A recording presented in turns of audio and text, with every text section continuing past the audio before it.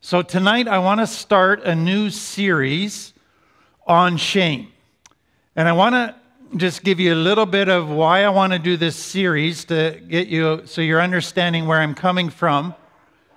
15 years ago when I started working in the addictions industry, I was asked by my boss to prepare a brand new workshop for the treatment center I was in on the subject of shame. And I didn't have a clue what it was, so I read the books that were available on shame, and I put together a workshop. The first time I taught it, I saw the impact it had on people coming out of addiction and trauma. And I thought, wow, this is a big topic. But I also saw that it was a super heavy topic. By the end of the workshop, people were having all kinds of memories stirred up by the stuff we were talking about. They were feeling pain at a deeper level than they had felt for a long time. And for a lot of people, it just became too much. It was overwhelming for them. The second thing I noticed is that some of the people before the workshop started said, I don't have any shame. And I started asking clients at the beginning of the workshops from that time on, how much shame do you have? And most would say, I don't have any shame. And by the end of the workshop, they were saying, I got all kinds of shame. And what I realized, it was a topic that people didn't understand and were very unaware of any of it in themselves. But it was once they became aware of it, they began to see how it affected every area of their life. And they began to realize that this was going to be one of the most important areas for them to deal with if they were going to make it in recovery. So that's part of why I want to do this series, because what I have seen since React started, and 3 years ago yesterday, React began, and what I have seen is the week that we do on shame, for many people, is one of the toughest weeks, but one of the most important weeks of their time at React. So it is a poorly understood issue, but it is a super important issue. And nobody from complex trauma is free of shame. Everybody from complex trauma has some shame. So we're going to start the series, but I want to put this out up front. This may stir up some very painful stuff. If it does, you have my permission to tune me out for a while so you don't get overwhelmed. I can't do all of the material in one night. I can't give you all the tools for healing in this first night, but those tools will come in ensuing nights that we are spending on this topic. So if you are feeling overwhelmed, feel free to just tune out for a little while. Now, what I want you to understand is shame, by definition, is not an emotion. It is a core belief about yourself, about who you think you are. There will be emotions that go with that we call shame emotions, but at its core, by definition, shame is a core belief about myself. Who am I? That is the question. And so what shame means is I have a negative view of myself. I see myself as not having a lot of value, not being very lovable. Therefore, I see myself as not being good enough, and therefore less than others around me. I would say 100% of people with complex trauma have some shame. The greater the complex trauma, the greater the shame, but everybody with complex trauma has some shame. In other words, complex trauma affects your core belief about your identity, and it makes it a negative thing. So I want to develop that tonight and just kind of give you some groundwork to help you understand this concept so that you can begin to see the shame in yourself. So what I do when I teach this week at React is I say to the clients, think of times when you feel not good enough. Think of times when you feel not lovable, less than. how would you draw a picture of yourself at that moment in time?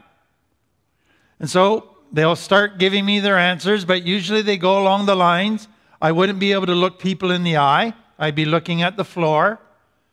Some go back to a childhood memory when they didn't feel good enough, and they would want to curl up in a fetal position under their bed or in a closet because they just felt terrible about themselves. Others, I then say, what color is your drawing done in? And you realize that about 95% of the time, the people say it's black and white. There's no color in their shame drawing of themselves. And that to me is significant because it's almost to their mind that shame takes the color out of life. And it makes it a very dull color where you live in a black and white, pleasureless world when you have shame. Another characteristic of people with shame, and I will sometimes ask this, is, are you able to look yourself in the eye when you look in the mirror? And many people with shame are not able to look at themselves in the eye when they look in the mirror. Some don't even look in a mirror because they can't stand to do that. Others, when they look in the mirror, never look at themselves in the eye. They either look at themselves from the nose down or from the eyebrows up, because that is what shame does. You don't like yourself because you feel you don't have value. You don't feel good enough. So therefore, you don't like yourself. Okay, so now I take clients to this. Every child at a subconscious level comes into the world asking certain questions. Number one, who am I? What is my personality? What am I good at? And then, am I lovable? Do I have any value? Do people want to be with me? Do people like me? What do I have to offer that would make people interested in me? So they are asking those questions at a subconscious level. And then it's not just do people love me, but do they desire me? Do they, when they look at me, not just love me out of obligation, but do their eyes light up and they get excited about spending time with me? So what all of those express, those subconscious questions, are deep longings and desires built into every human being. I want to be desirable. I want to have value. I want to be lovable. I want somebody to want a relationship with me. All of those questions are asked at a subconscious level. So then I say, how do we get the answer to those questions? So I use a metaphor.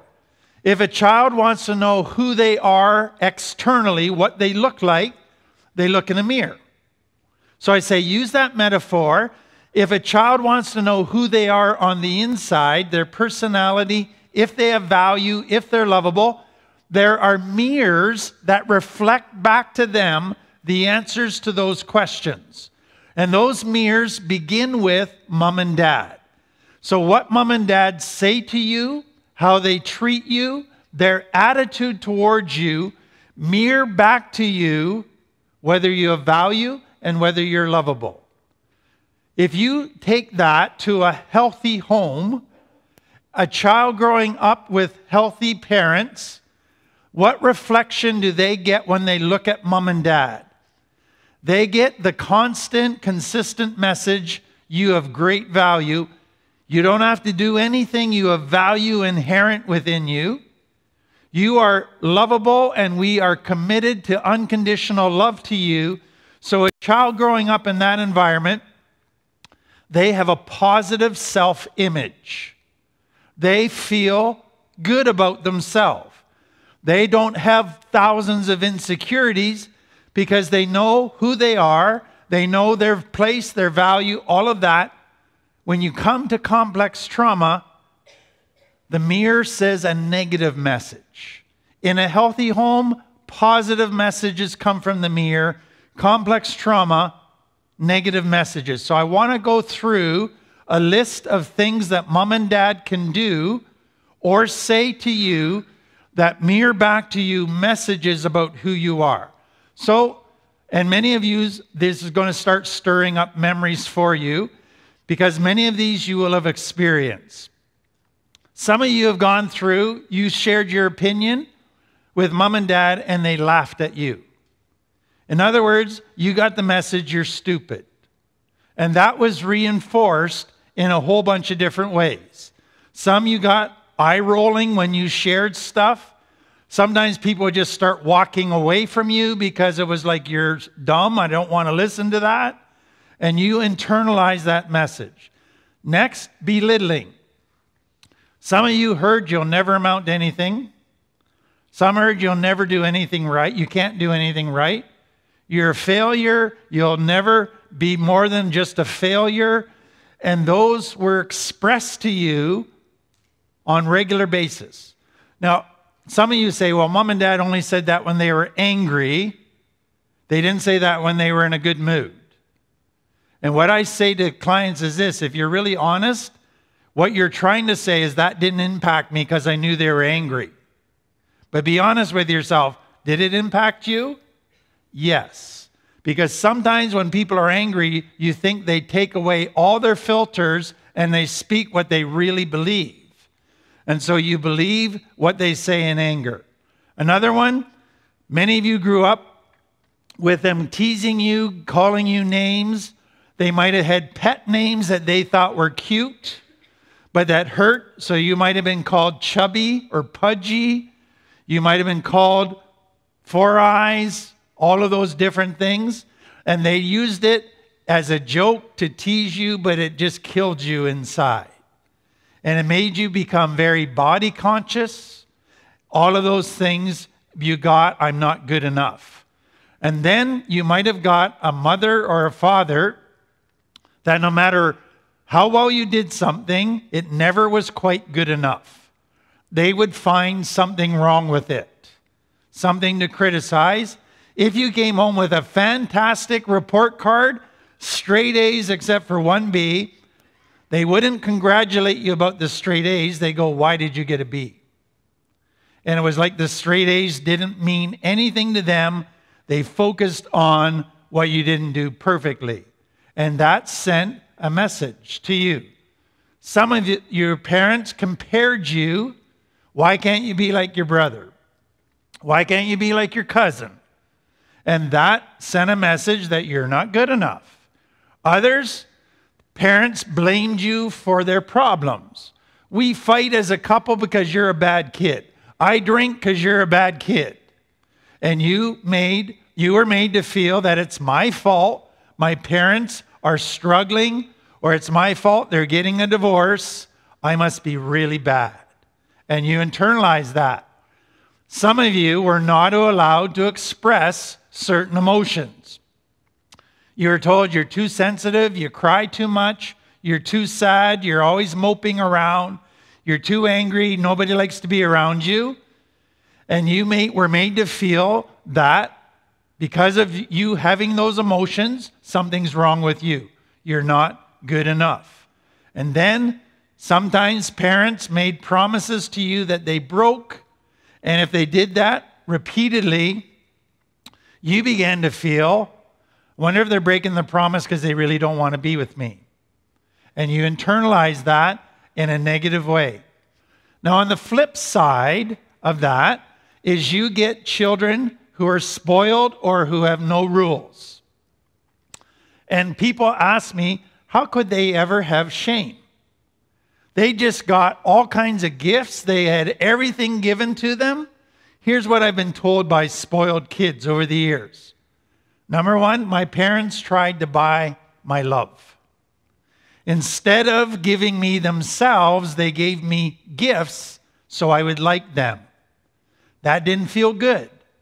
And I wanted to connect with them, but I got a gift instead, and I felt something was wrong with me, why they had to buy me off with gifts. Second, why did nobody care enough about me to say no?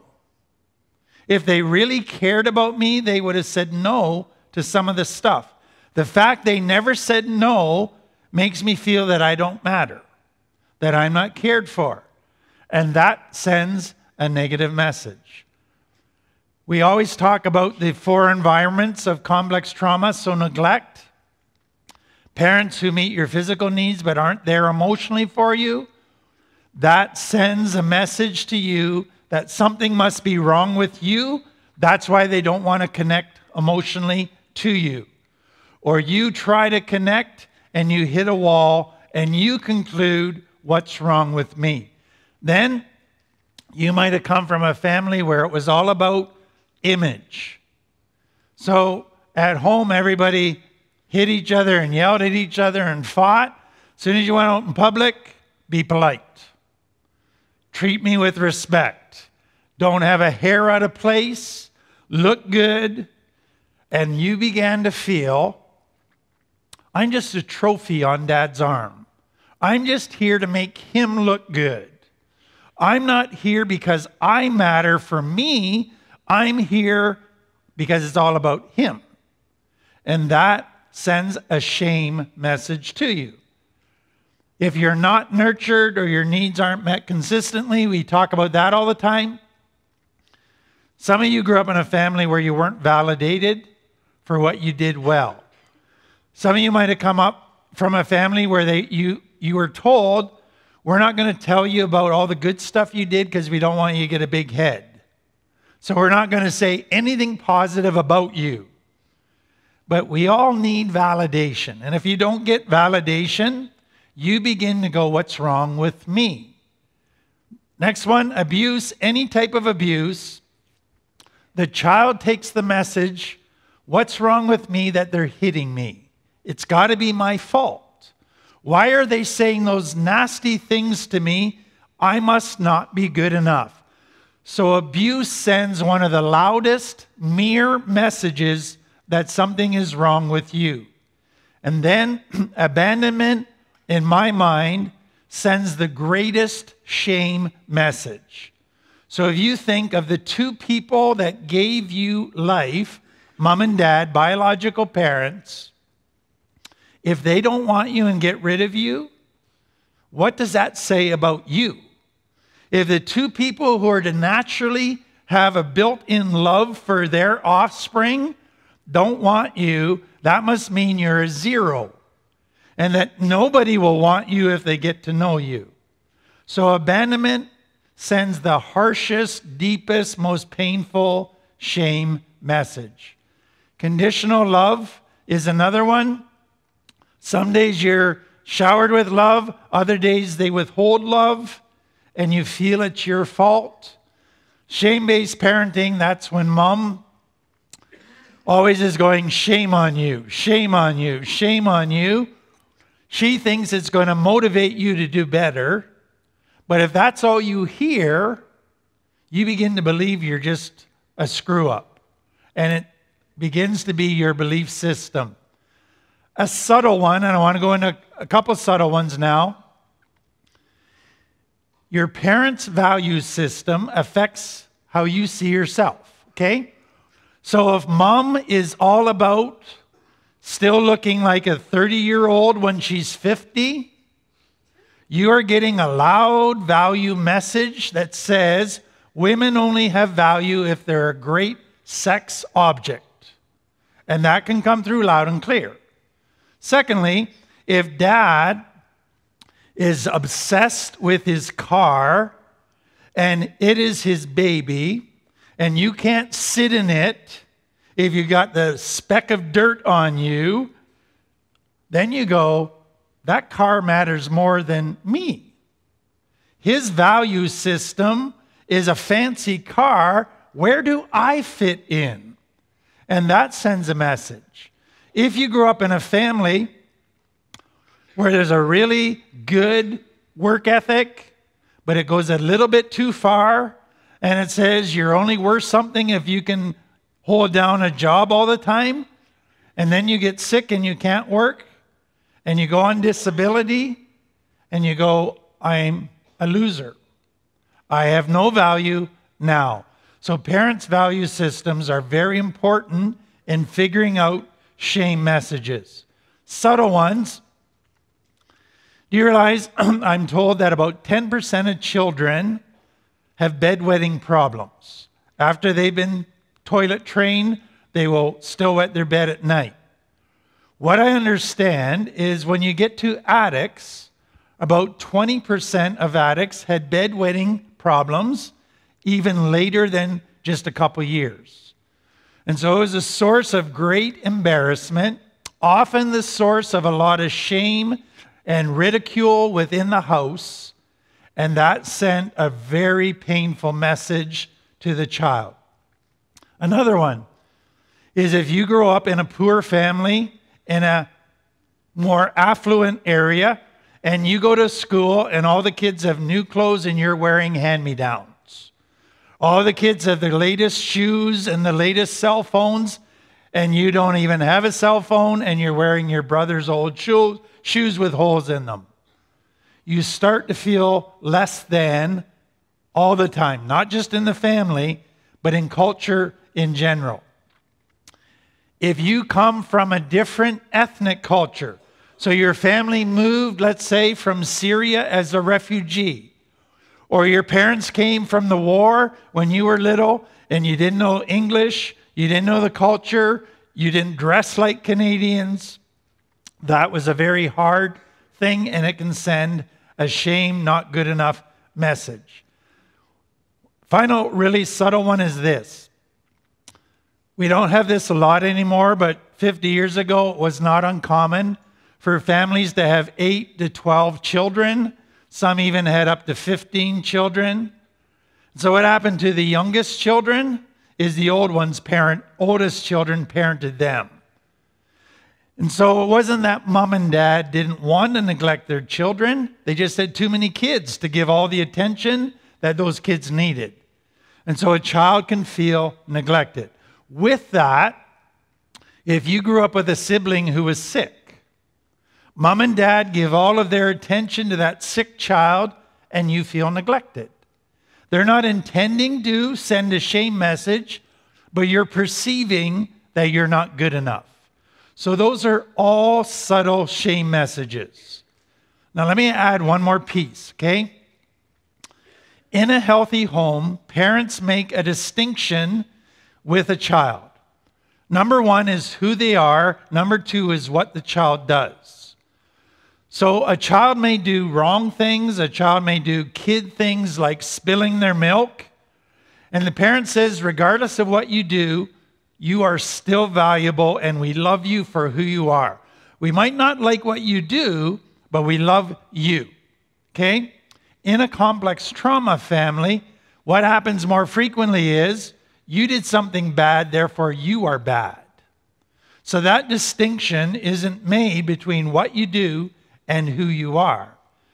And so now, if you grew up in that, as soon as you do something bad in your mind, even if it's spilling your milk, you beat yourself up and go, I'm a loser. And that comes out of that lack of distinction between what I do and who I am.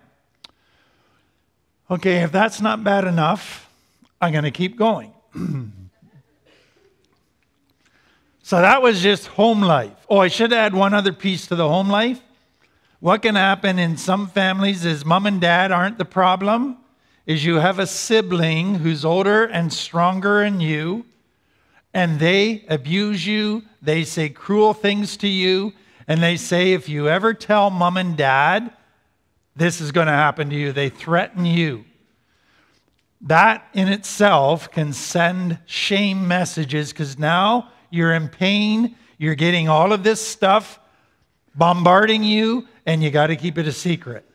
And it can do its damage. Okay, if you go outside of the family, let's go to our culture.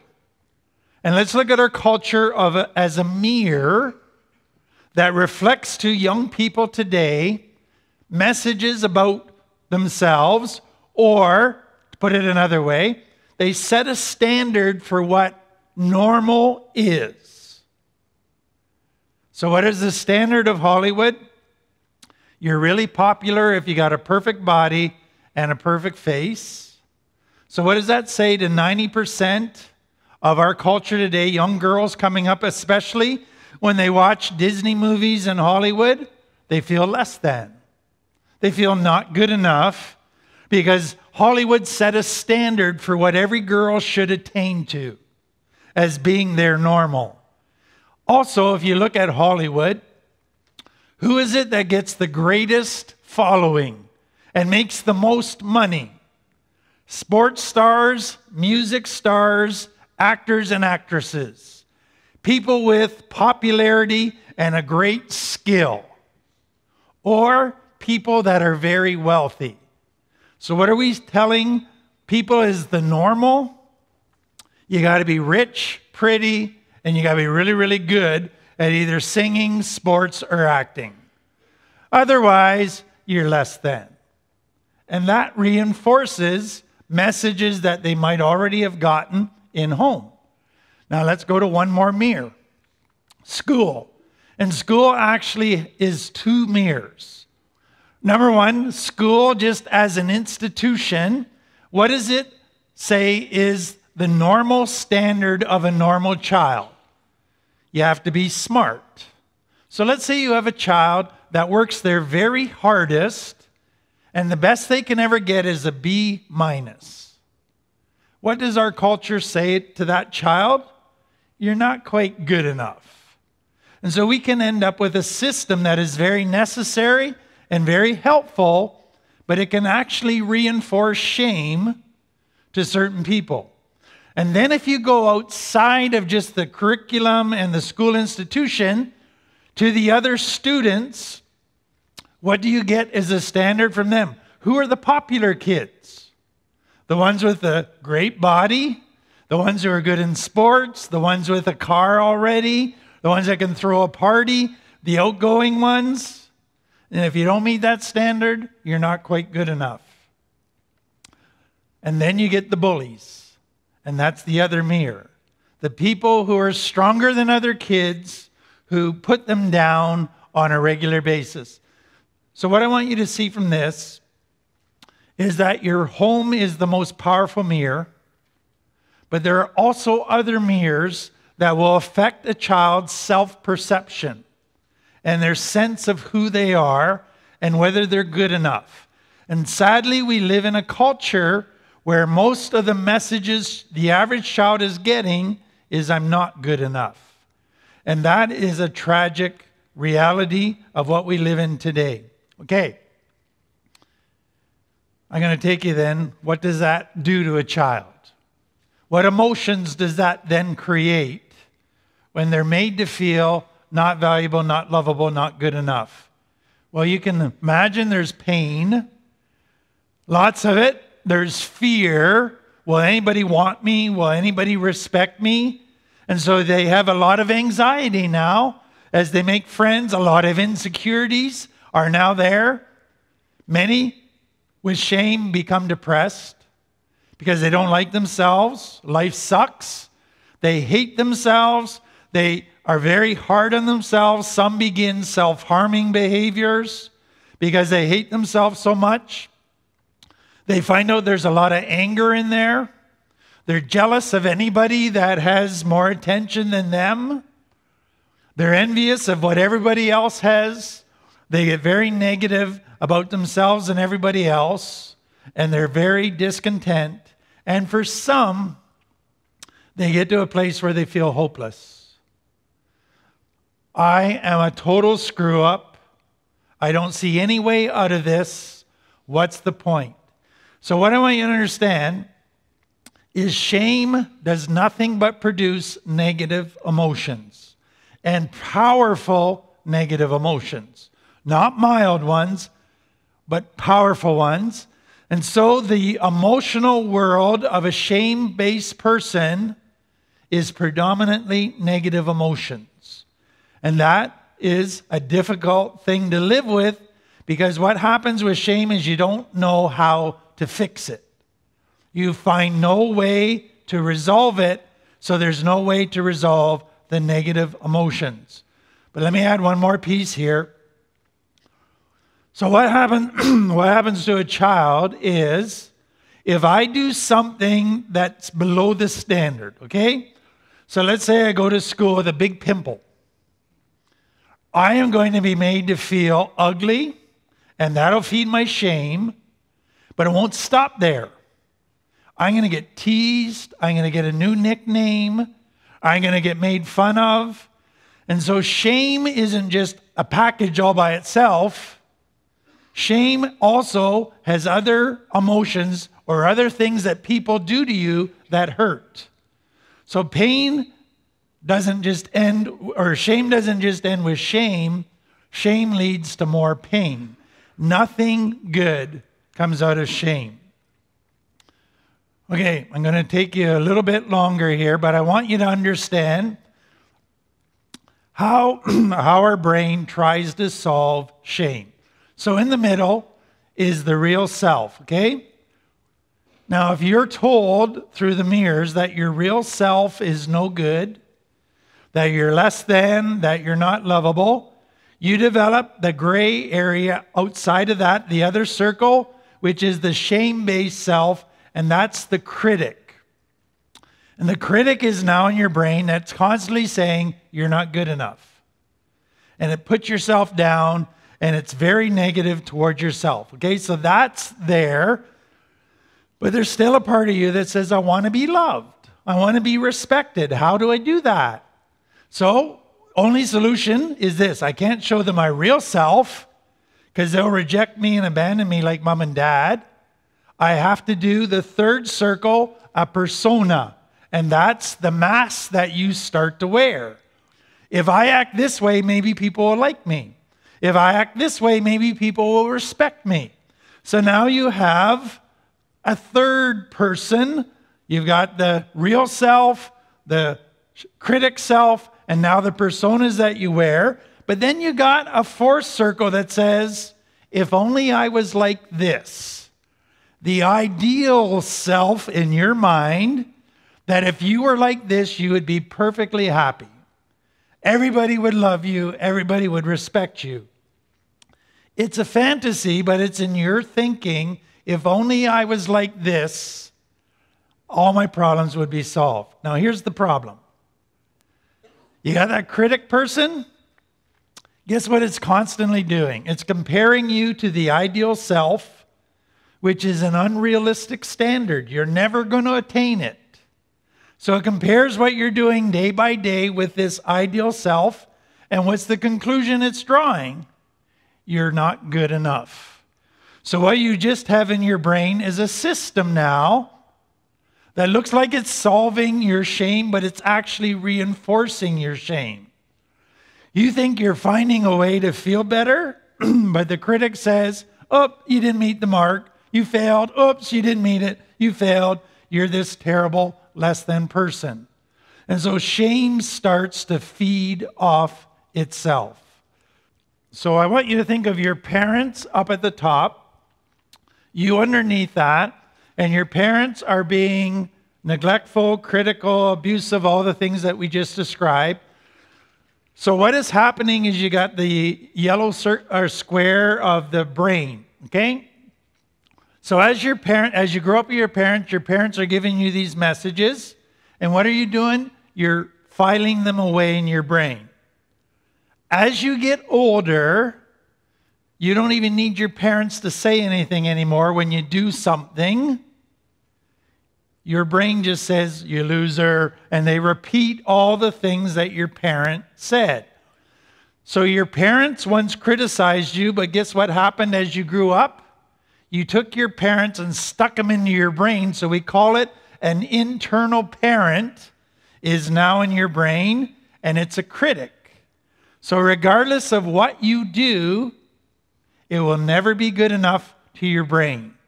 So it's another way that shame sets up systems to prevent you from ever escaping shame. Because now you have your parents living in your head, judging everything you do with a shame message. Another way to understand that is as you grow up as a child, your parents said you're too sensitive.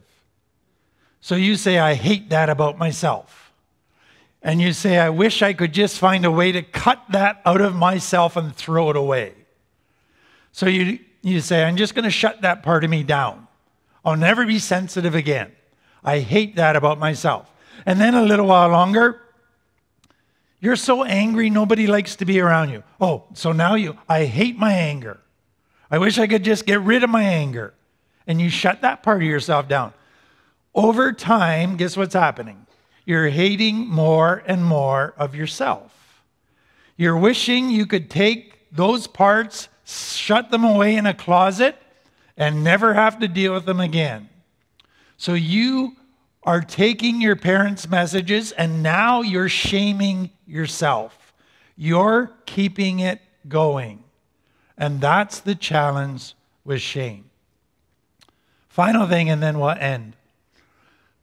What's the difference between shame and guilt? Very important question. Guilt is about what you do. Shame is about who you are. Guilt is about actions. Shame is about identity. Guilt is actually a wonderful system where we have this thing called a conscience that if we do something that violates love, we feel pain. So if we tell a lie, if we cheat somebody, cheat on somebody, steal, something bugs us. That's guilt. It was designed to be a good system that was to say, are you in enough pain yet to smarten up and change your behavior? To get back to telling the truth, to being honest. So guilt's a wonderful system to correct unloving behavior and make it loving again. So guilt is resolvable. Shame is not resolvable. It is saying you're not good enough and there's nothing you can do about it. You just have to live with that identity and all the emotions you feel around that identity. So shame is the problem area because you can't find a way to fix it. Now I got to add false guilt because in complex trauma families, your conscience was often misguided or miseducated. So dad was saying, you're selfish for wanting to play baseball, and you go, it's wrong to play baseball, bad me. That's a misguided conscience, but now you feel guilt every time you want something. And so part of recovery is learning true guilt from false guilt. Okay, final thing. Once you have a lot of shame, and then you do something wrong, you get guilt, right? But what does guilt do now? I did something bad, I am bad. So guilt now feeds shame. So if you got lots of shame, I don't feel good enough, I'm bad, I'm not lovable, you steal from somebody, you feel guilt, but then you go, oh, that just proves how bad I am. So those feed each other. I knew going into shame that we'd need a little bit of a pick-me-up because it is such a heavy topic. So I thought I would tell you some stories from the Bible about screwed up people and how God viewed those people to just help you understand that just because you have shame doesn't mean God's going to put you on the shelf or that God doesn't see you as having value. And that's the fear of a lot of people with shame, is that nobody else seems to value me. Probably God doesn't value me. Or, yes, God loves me, blah, blah, blah. I get that. But I don't think God passionately desires me or delights in me. So I want to start with a story that you've probably read and maybe have thought that you kind of got it. But I want to give you a bit of the cultural history, and you're going to see this story come alive. So it's the story of when Jesus chose his disciples. So you remember at the beginning of his ministry at 30 years of age, he picked 12 people to follow him, which became known as the 12 disciples and later the apostles. So it says, one day as Jesus was walking along the shore of the Sea of Galilee, he saw two brothers, Peter and Andrew, throwing a net into the water, for they fish for a living. Jesus called out to them, come, follow me, and I will show you how to fish for people. And they left their nets at once and followed him. A little further up the shore, he saw two other brothers, James and John, sitting in a boat with their father, repairing their nets, and he called them to come too. So typically what we would visualize when we see that is how we would interpret Jesus saying, "Come, follow me." And we would simply think, okay, we're supposed to follow along behind him and see where he's going today. But that term was a very technical term. And when you understand it, you're going to see this begin to become alive. So at that time in the Jewish culture, everybody went to school, and part of what they had to learn in school was they had to memorize the first 5 books of the Bible. So that's Genesis to Deuteronomy. And if you've ever read that, that would be a project to memorize. Now, if you are a really, really keen student, you would memorize the entire Old Testament, all 39 books. That's just a massive accomplishment. As a child was getting to the point of graduation, some things would happen. First of all, the most respected rabbis, and rabbis were kind of the main religious teachers. They would come to the schools looking for the brightest, most capable students. And once they had interviewed students and talked to teachers, they would go up to what they considered to be the most brightest student, and they would say, "Follow me." And what that meant was, this is now going to be your life. From now on, you're going to spend time learning everything I know and becoming like me in character so that when I'm gone, you can keep it going. So follow me meant sign up the rest of your life to follow me, to learn and then teach what I'm teaching. It was a life commitment. Now, you can imagine that the top rabbis wouldn't pick all the students. They only picked the very select, brightest students. So there's still a whole bunch of other students that weren't picked. So that takes to the second option available, is that the kids graduating, they could go to the other rabbis in their villages and around, and they would go to them and say, "Could I follow you?" In other words, would you consider taking me on as your disciple to train me so that I can eventually do what you're doing? So they would go to all the rabbis, and a number of them would get picked, but still not everybody was picked. Only the brightest, and then the next brightest who the rabbis liked. So what was the option for the people that weren't picked? They went back to their father's business and worked for their dad. Did you notice when I read to you about Peter, Andrew, James, and John?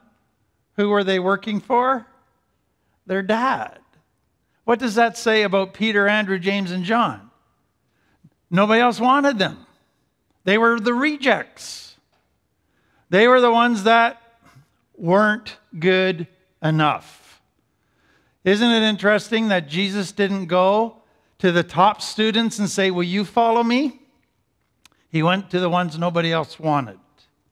He picked from the reject pile. So there's hope for all of us. But we're not done. He didn't just pick those 4 fishermen guys. He picked a guy named Matthew. Now, Matthew was a tax collector. And if you're in Canada, you don't like kind of Revenue Canada bugging you when you do your income taxes. But you don't lose a ton of sleep necessarily over a tax collector. But in that culture, tax collectors were the most hated people in their culture. Because what happened was, if you got the license to be a tax collector, you had to go to Rome, who was considered the enemy of Israel. And basically, you had to get in bed with Rome and pay Rome and give Rome some of your money and engage in Rome's domination of abusing Israel. And if they gave you a license, you could set up your little office on the street corner. So what you could do, let's say, you are going to be able to put a tax on the amount of fish that a person caught, okay? But here's what tax collectors did. They were greedy, and Rome really didn't care how they abused their own people. So they said, I'm going to make a new thing to tax. I'm going to start taxing the number of wheels you have on your cart. So you got 2 wheels? Okay, you got 4 wheels. You're going to get taxed even more. And then they kept making taxes up so that the people of Israel were putting more and more of their profits into paying tax collectors, and they were getting poorer and poorer. And there was nothing they could do about it because Rome was supporting these tax collectors. So they became the most hated men in Israel, but they were also considered the most dishonest thieves around. Men with 0 character, men who had no regard for human beings, total narcissists, total greedy people. So they were not allowed to go to church. They would have security people saying, not allowed. And they were banned from church and religious activities. They were considered so untrustworthy and so greedy and corrupt that they weren't allowed to testify in court because they could be bought off and give false testimony very easily. So they were not allowed there. They were classified as the lowest in society. In fact, they taught that God would never forgive a tax collector and that he was happy when tax collectors died. Guess who Jesus picked? A tax collector. Somebody that God was not supposed to forgive, but Jesus forgave. Somebody that God was supposed to get happy when they died, but Jesus wants them on his team. Okay, next one. Simon the Zealot. In that culture, they had these daggers. And these meant Simon the Zealot was part of what was known as the group that carried daggers. It was a gang. So he was a gang member. And what these guys did is they're saying Rome is corrupt. All of our people who are in politics are corrupt. We're going to have to take the law in our own hands. And we're going to have to do kind of vigilante justice here. So they walked around with a dagger under their robe. And if they saw a Roman soldier standing there with no other Roman soldiers, into the heart. If they got a tax collector by himself, they killed him. Guess who Jesus picked? A gang member who was a murderer. But did you notice? Zealots killed tax collectors. And Jesus said, Simon, Matthew, you're on the same team now. Get along. 2 people that hated each other and feared each other. And then he picked those 2, James and John's, the fishermen. But they had a nickname. When Jesus called them, they were known as the Son of Thunder. Now, in the language of that day, when you were called the son of something, what that meant, you were totally like it. It was like that was your dad, and you were the splitting image or the spitting image of that thing. So what does it say James and John are the spitting image of? Thunder. What do you think that's trying to say about James and John? I think it's saying they had an anger problem. They walked around like a storm cloud, ready to rain on anybody's parade and make a whole lot of noise doing it. So if you look at Jesus 12, there's only one person that was educated, Judas Iscariot, and he betrayed Jesus to death. The other 11 were in the ranks of the losers of society. Gang members, murderers, tax collectors, guys that had to work for their dad because nobody else wanted them. And Jesus picks losers. Isn't that good news for us? I always say to people in 1 Corinthians, Paul says that God put his glory in a cracked pot. And what you have to understand is if you had a torch and it was windy out, you would put a clay vessel over top, right? But you didn't want a clay vessel that was all fixed, everything was in place, because then you wouldn't see the torch. So you would purposely find a clay vessel that was cracked and had some broken pieces and put that over the torch so it would minimize the wind and let the light out. And so what God is saying is, I have all of this greatness I want to put on display to the world. I got to pick me a vessel to display my greatness. How am I going to do that? Well, it's got to be a cracked pot. That's when my light can shine out of cracked pots and I get all the glory. And the cracked pots don't walk around saying, look how great I am because I'm shining this light. No, everybody's saying, you're cracked. You're a mess. You're broken. And God says, that's the ones I love to use because then my light can shine through and nobody gets confused about who the source of that light is. Okay, next thing. Jesus' baptism. So at Jesus' baptism, here's what happens. Jesus went to the Galilee, to the Jordan River, to be baptized by John. After his baptism, as Jesus came out of the water, the heavens were open, and he saw the Spirit of God descending like a dove and setting on him. And a voice from heaven said, this is my dearly beloved Son, who brings me great joy. Now let me give you the context of that. In that culture, at age 12, a boy would have a bar mitzvah. And I've actually been to a bar mitzvah. It's a celebration of a boy moving from childhood to manhood. It was when a father presented his son to the world as a man. And he would stand beside his son and he'd say, this is my son. I am very pleased with him. He's dearly loved. And he would put his son on display and they would celebrate it. Now I want you to think about what happened in that culture. If you were a bastard child, if you were born out of wedlock, if your mom had an affair and got pregnant, they would not throw a bar mitzvah for a bastard child. What was Jesus considered to be? A bastard child. In John 8, we're told the rumor going around is that Mary had an affair with a Roman soldier. That's how she got pregnant. Because they knew it couldn't have been by Joseph because they knew his character. But she was pregnant, so they had to explain it. And they weren't saying the Holy Spirit made her pregnant. They're saying she had an affair. That is a bastard child. So it is very, very possible, very likely that Jesus grew up and never had a bar mitzvah where his father stood beside him and said, this is my son. I love him dearly. So what does God do? He turns 30 years old. He has his baptism, and God from heaven says, this is my kid, and I am proud of him. Now hang on to that thought, because I'm leading somewhere with that. I want you to think of how that applies to us. In Roman culture, they had a different term for a bar mitzvah, and it was called an adoption ceremony.